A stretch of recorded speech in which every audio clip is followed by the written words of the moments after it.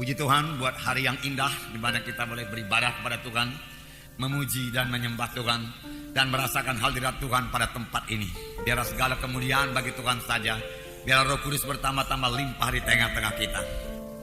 Saudara, masih mengenai orang Ibrani. Orang Ibrani yang sudah percaya kepada Tuhan Yesus. Tertulis dalam surat Paulus kepada orang Ibrani. Minggu yang lalu kita melihat bahwasanya Paulus menegurkan orang Ibrani, orang Yahudi yang sudah selamat mengenai pertumbuhan rohani mereka.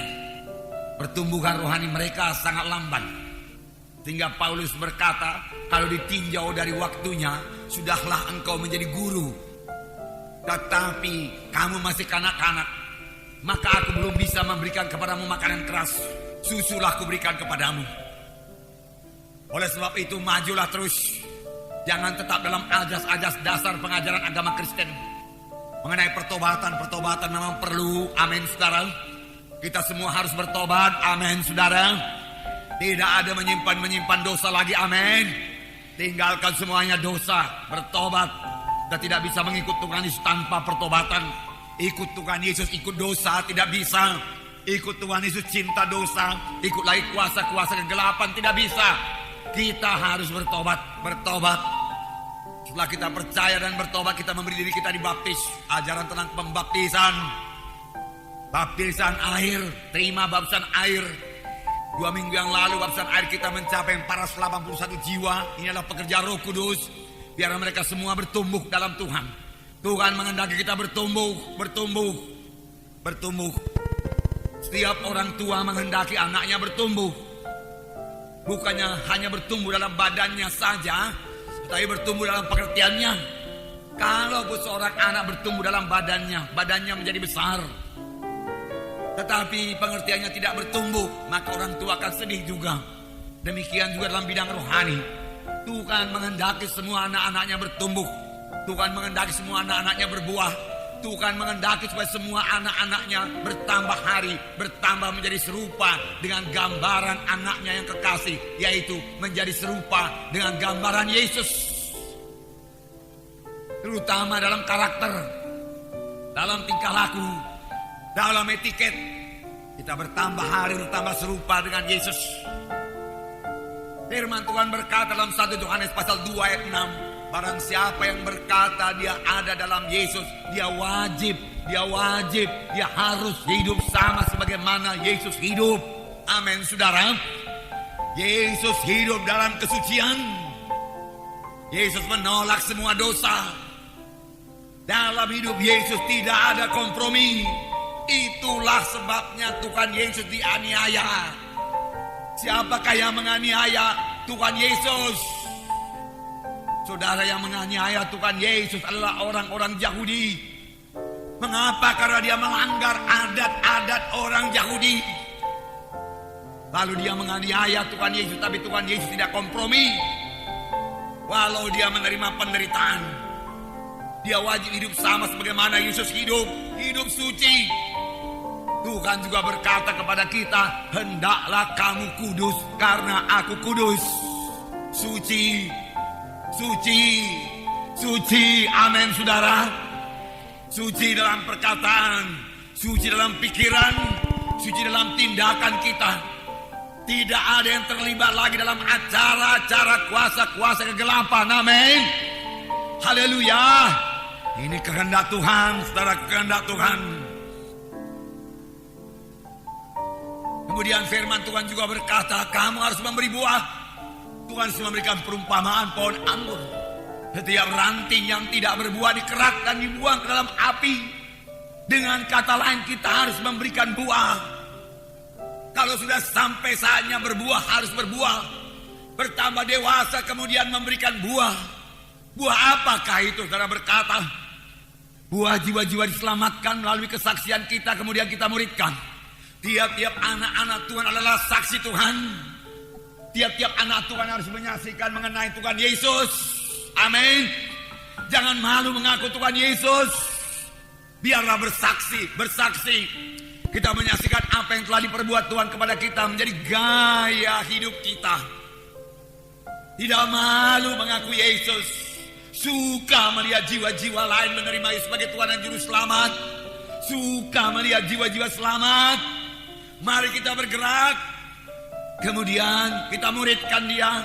Bawa di kebaktian. Bawa di kebaktian. Jangan malu mengaku Yesus. Memang kalau kita aku Yesus, besar sekali kemungkinannya kita akan menerima aniaya.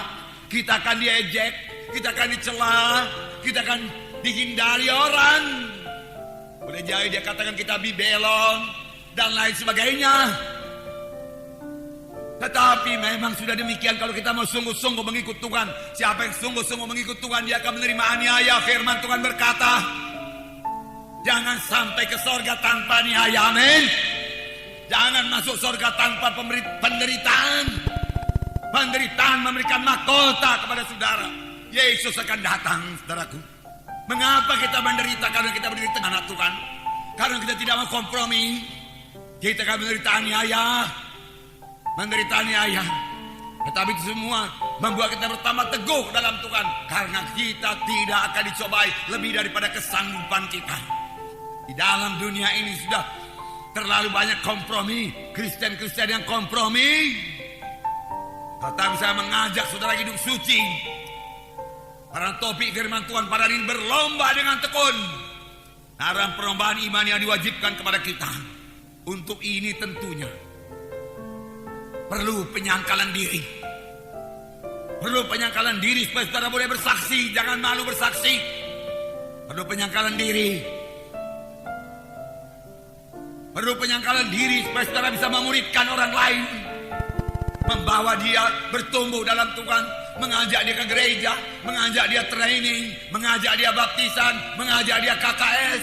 Oh, perhatikan jiwa-jiwa. Layani jiwa-jiwa. Di situ juga membentuk karakter saudara. Itu juga membuat saudara bertumbuh di dalam Tuhan.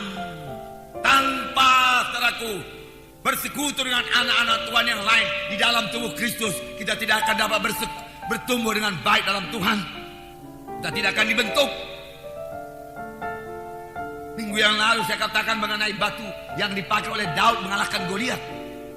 Batu itu bergesekan satu sama lain bertahun-tahun lamanya. Disitulah batu itu menjadi licin dan bisa dipakai. Demikianlah waktu kita bersekutu dengan anak Tuhan satu sama lain, kita dibentuk. Karena kita tidak berjalan dalam kehendak daging, tapi berjalan dalam roh. Kita tidak membalas, kita mengampuni. Disitulah bentukan buah roh itu jadi kepada kita. Amin. Haleluya. Maukah saudara memiliki buah roh? Amin. Maukah saudara bertumbuh dalam Tuhan? Amin. Semua bertambah-tambah dewasa. Amin. Itulah dia kehendak Tuhan.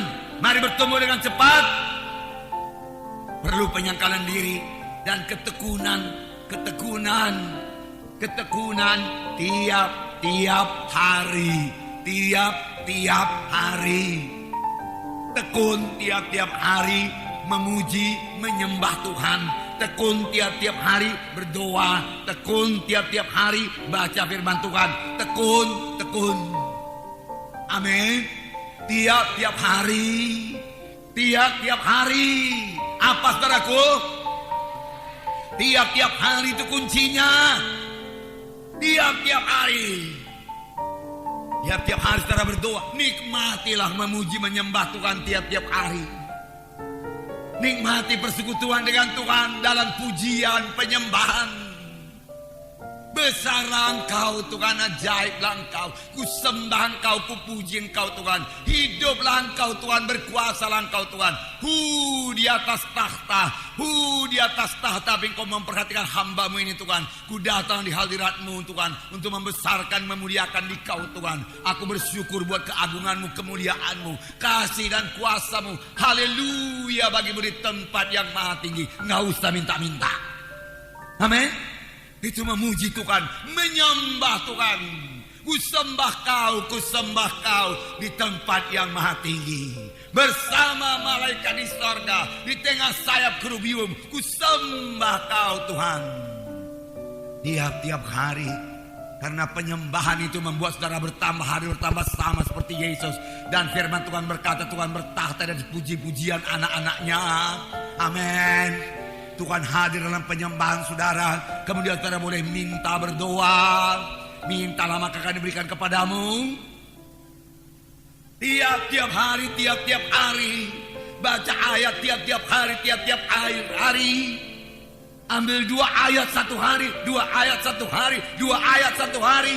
Hafal. Akan mengubahkan hidup saudara. Ketekunan, penyangkalan diri, meninggalkan semua kehendak daging dan mulai berjalan dalam roh. Tinggalkan percabulan, kecemaran, hawa nafsu. Percabulan, kecemaran, hawa nafsu, pikiran kotor itu yang lalu tinggalkan. Saudara boleh membunuhnya dengan Roh Kudus, mematikannya dengan Roh Kudus yang di dalam saudara. Amin.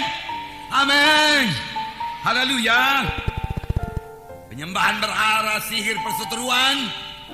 Tidak ada anak Tuhan yang ke sorga walaupun dia ke gereja tetapi ikut dalam penyembahan berhala. Nggak bisa. Sambil menyembah berhala kemudian mau masuk sorga, nggak bisa. Penyembahan berhala, sihir, mau perseteruan, perselisihan iri hati, buang iri hati, amin. Buang cemburu, amin. Syukur kalau kita diberkati, saudara kita diberkati, bersyukur, jangan iri hati. Syukur kalau dia dipakai Tuhan, syukur kalau dia punya talenta, syukur kalau dia diberkati Tuhan secara materi. Haleluya.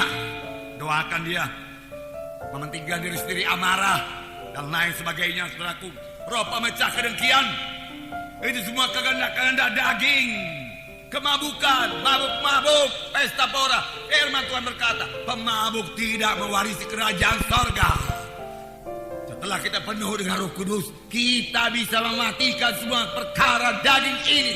Dulu tidak bisa, tapi sekarang jangan katakan tidak bisa. Bisa, amin. Bisa, amin. Saudara bisa menang, amin. Lepas bebas, saudaraku. Kamu akan mengenal kebenaran itu akan membebaskan kamu. Dari satu segi firman Tuhan membebaskan kita. Kita baru Roh Kudus yang sangat kuat bekerja dalam kita, yang membawa kita menjadi orang rohani.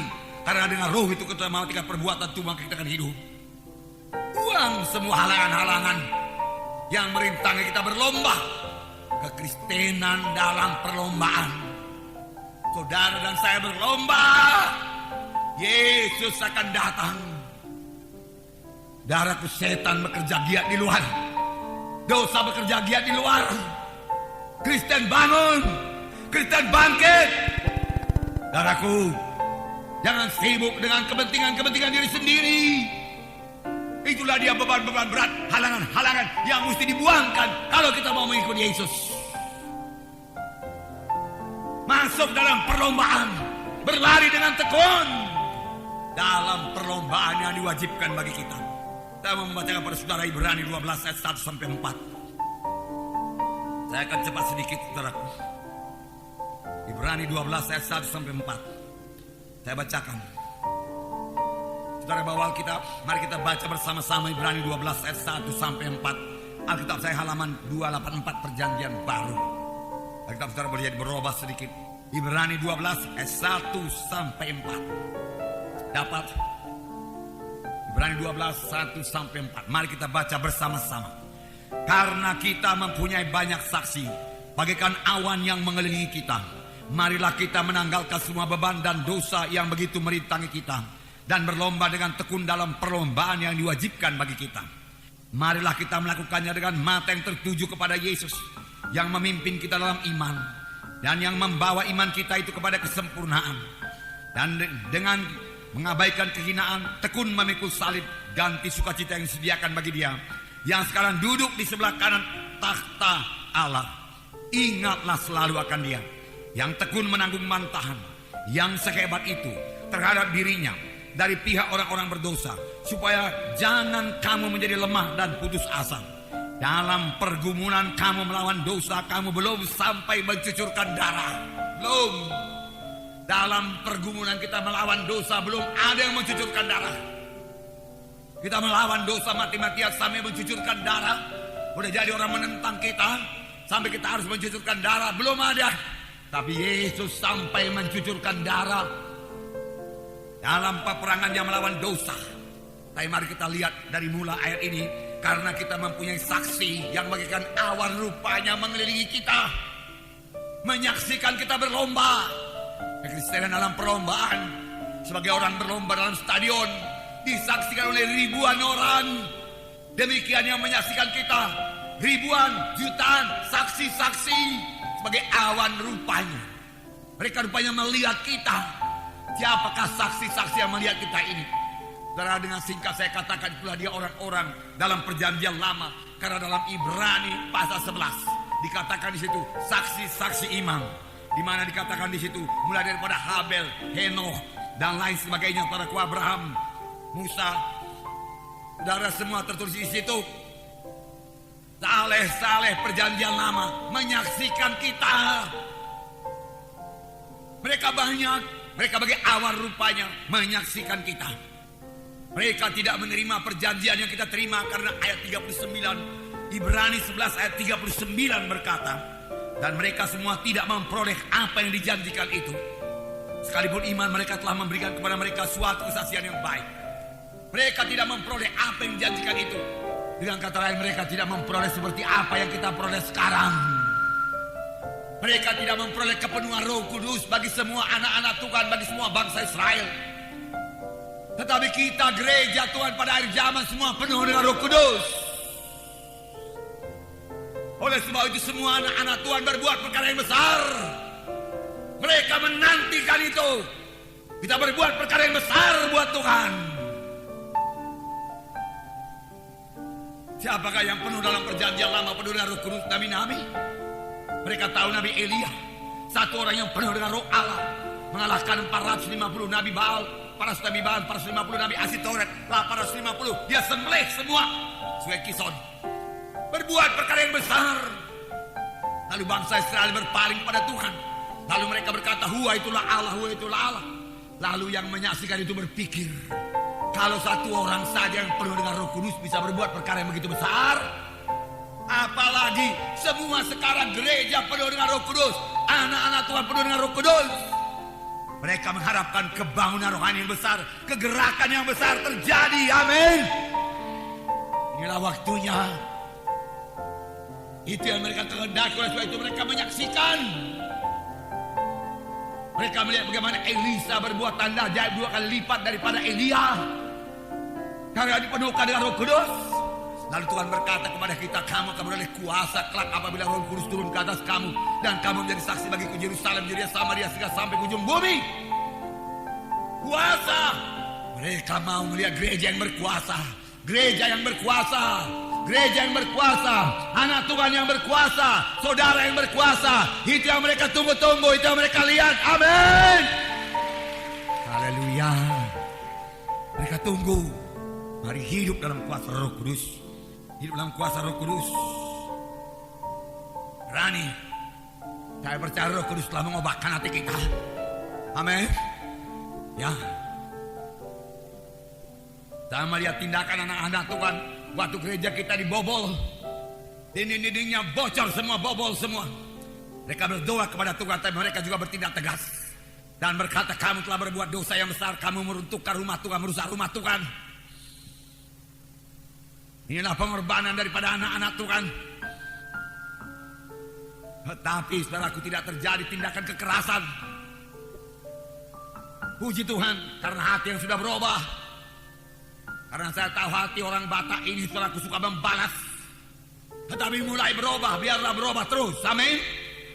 Tapi saya mau saudara mengatakan, kalau dia datang kembali, katakan kepadanya, jangan coba-coba bobol lagi gereja kami. Jangan coba-coba bongkar lagi. Kalau mau bongkar gereja kami, bongkar dulu seluruh masjid-masjid yang tidak punya IMB.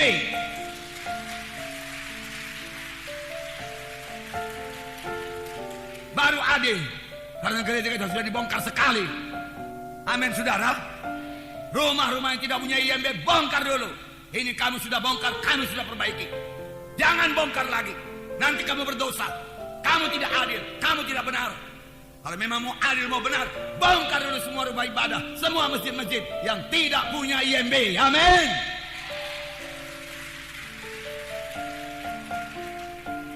Tegas sebagai anak Tuhan, cerdik sebagai anak Tuhan.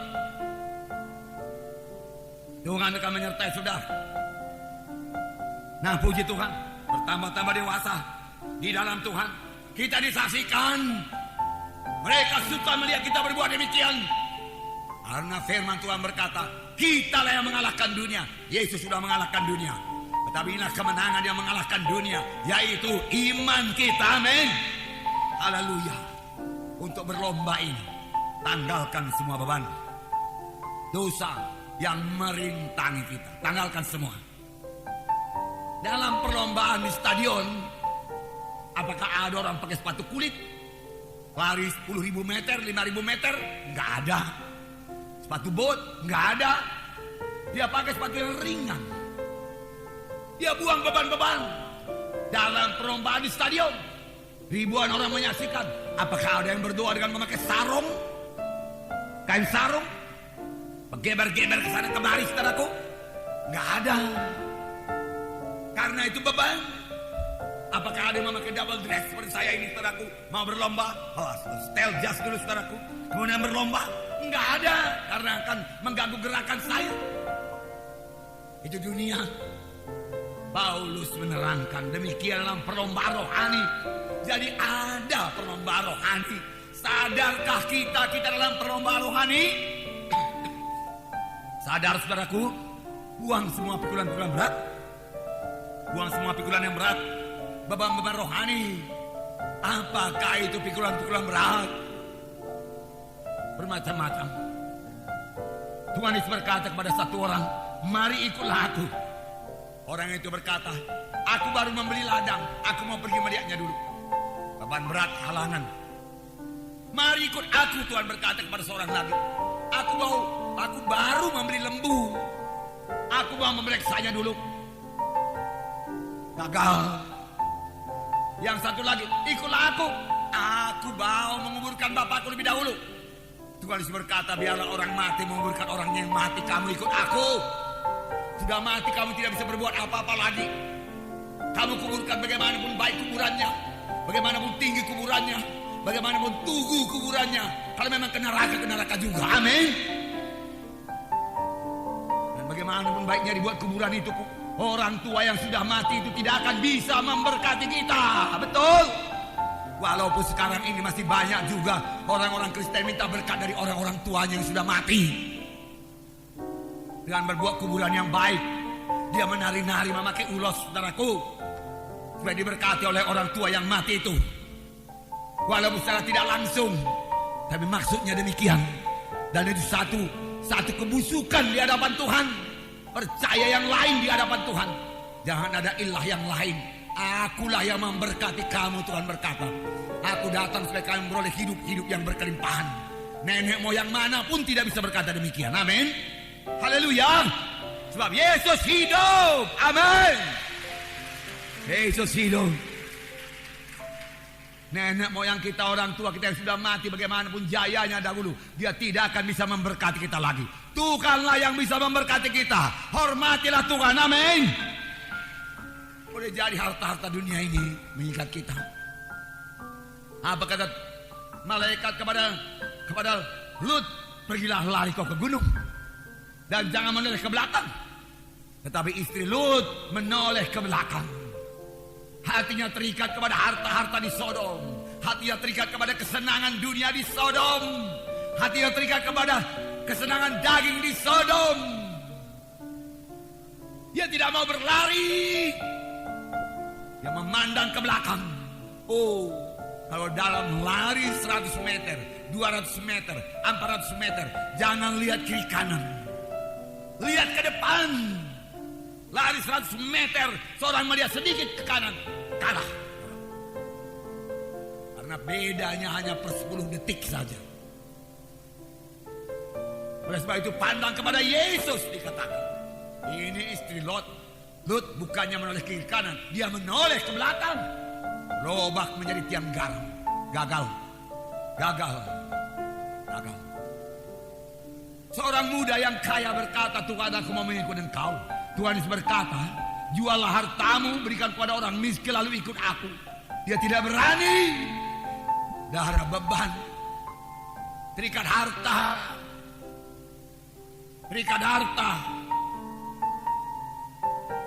Saya mendengar banyak orang kaya pusing dia sekarang ini, saudaraku. Saya lihat karikatur saudaraku di koran mengenai orang kaya ngambil uang ke bank dan lain sebagainya. Saudaraku pusing kepalanya, saudaraku. Lihatlah itu apa yang memberikan uang.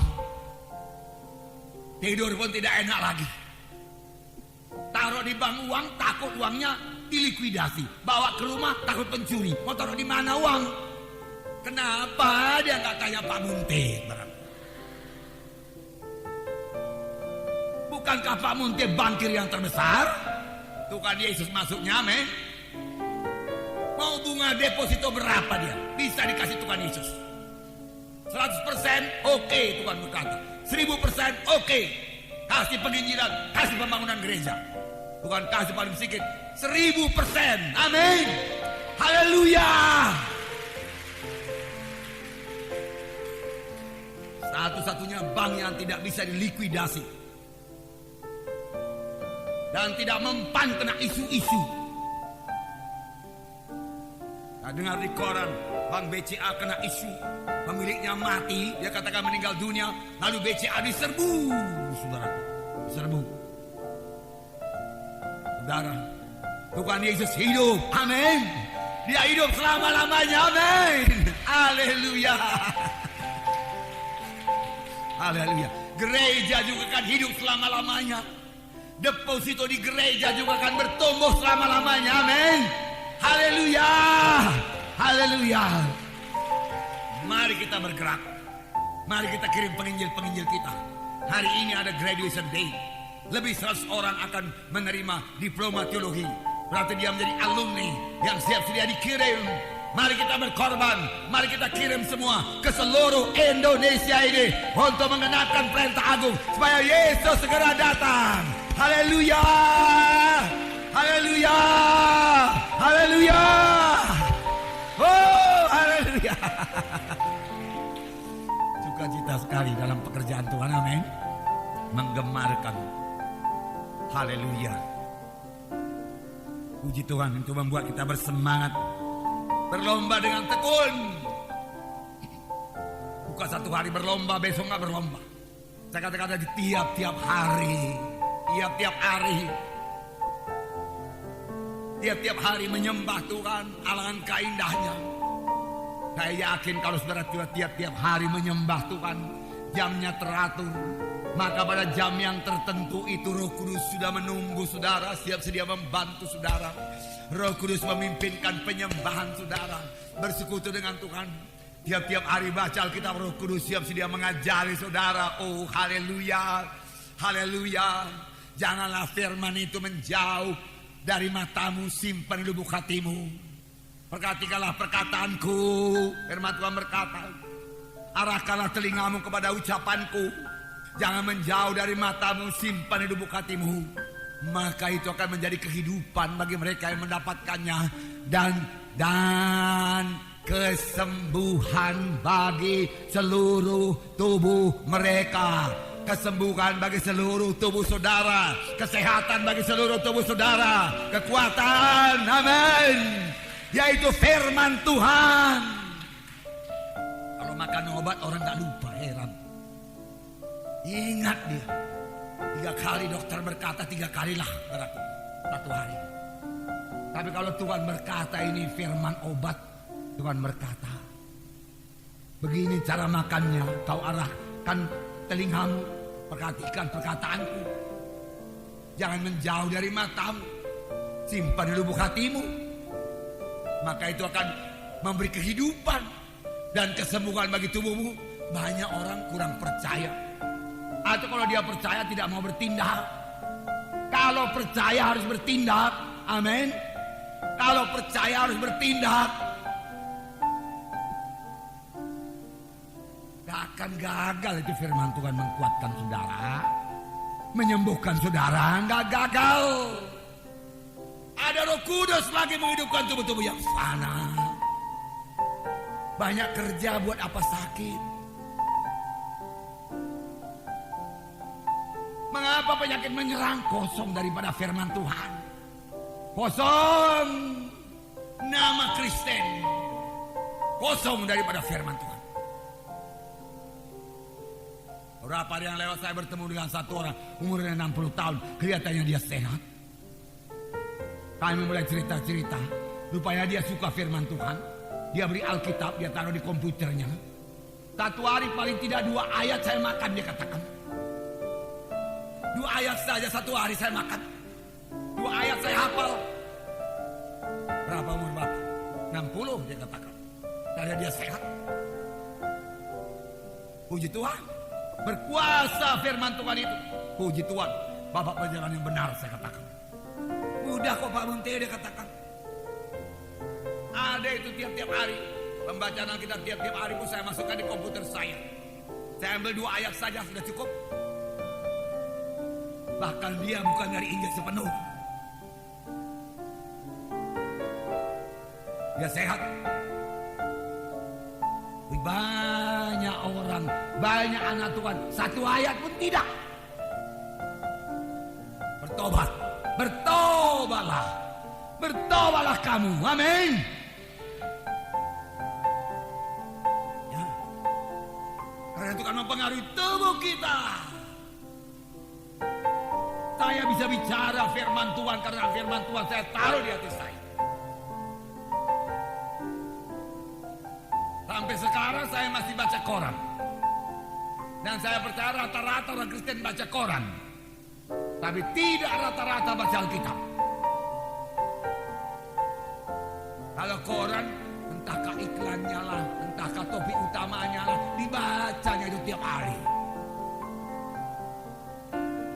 Mengapa tidak Alkitab? Amin saudara. Baca Alkitab, amin. Baca Alkitab, tekun, tekun. Tekun.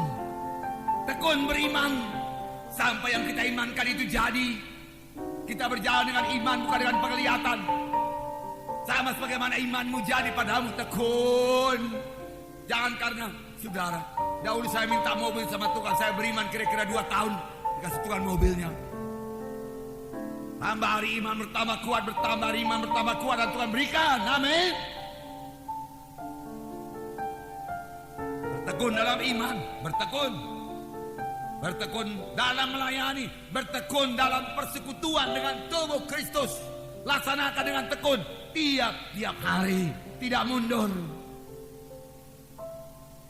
Ingatlah akan Yesus, pandanglah kepada Yesus, menerima bantahan, menerima halangan, menerima gangguan.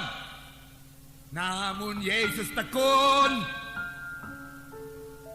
Dalam perlombaan itu kita juga harus tekun.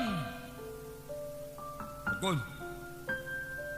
Saya percaya perlombaan kekristenan adalah perlombaan, saudaraku, jarak jauh, maraton 40 km. Perlu tenaga, perlu ketekunan, perlu kesungguhan hati, perlu penyakalan diri. Dia bisa berlari sampai kepada tujuan.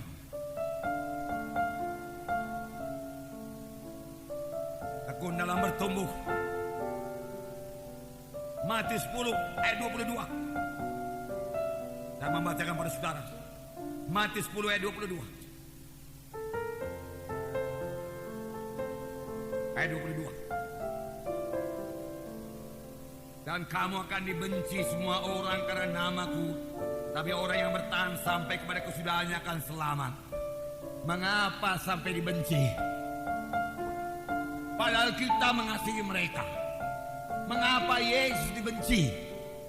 Padahal Yesus mengasihi mereka. Mengapa kamu akan dibenci? Pada akhir zaman kebencian akan bertambah-tambah. Mengapa dibenci? Karena kita dengarkan. Karena kita mengikut Tuhan dengan sungguh-sungguh. Karena kita tidak mau kompromi. Tidak mau ikut kegelapan. Kita disingkirkan. Kita diejek. Kita dicela. Tapi saya katakan kepada saudara, itu adalah bahagian saudara kalau saudara tidak mau kompromi. Harus.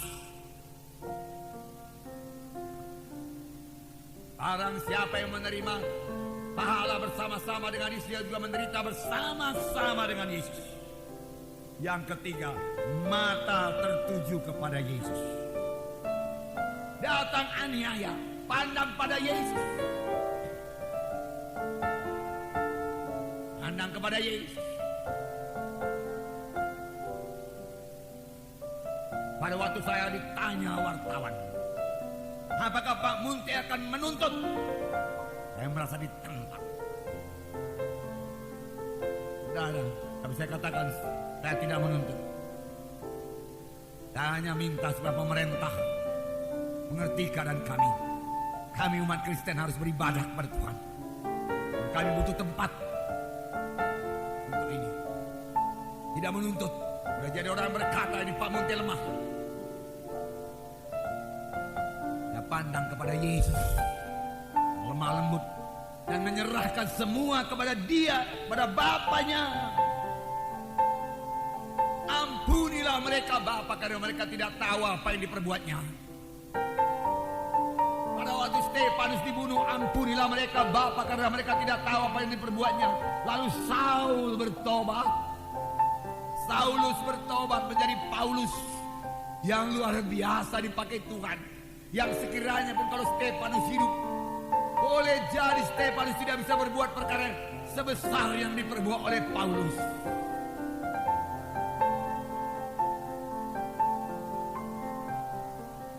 Pandang kepada sengsara Yesus, sangat menderita. Mulai dari Getsemani, direndahkan, diginakan, tekun memikul salib. Dia tidak membalas. Darah yang dicurahkan untuk menebus kita, mati di kayu salib untuk menebus kita. Inilah jalan keselamatan, saudara-saudaraku. Jangan bersandar kepada kepintaran saudara, kesucian saudara. Yesuslah juru selamat satu-satunya. Amin. Yesus juru selamat satu-satunya. Punyailah pikiran yang dipunyai Yesus. Haleluya.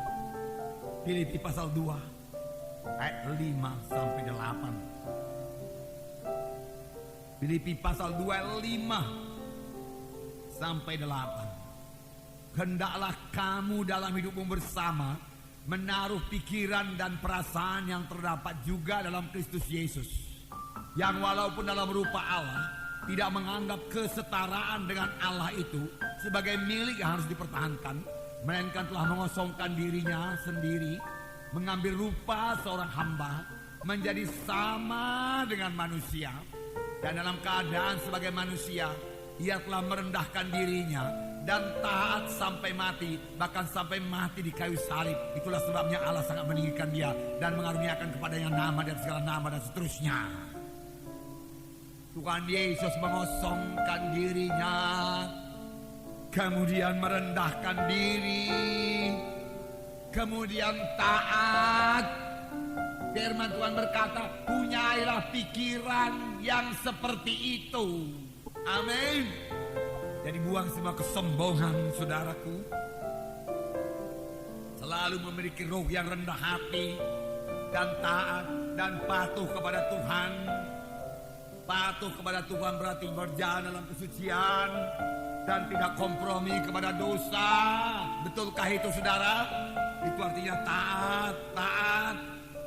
Tidak kompromi akan membawa kepada aniaya, disingkirkan. Tapi itu sudah bahagian kita, dan kita akan menderita.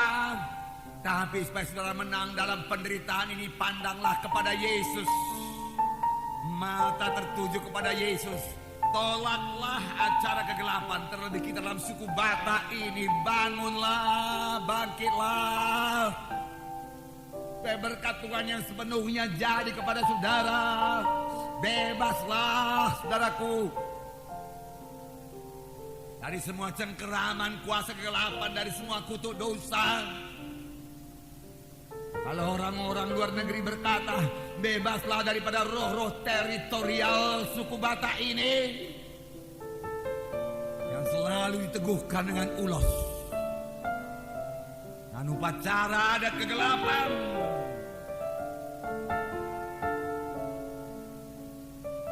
Segala upacara adat kegelapan kita tolak.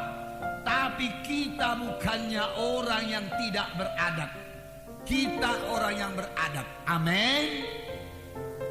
Karena kalau dalam sehari-hari dikatakan tidak beradab, artinya tidak sopan, tidak beradab. Kita beradab pakai B.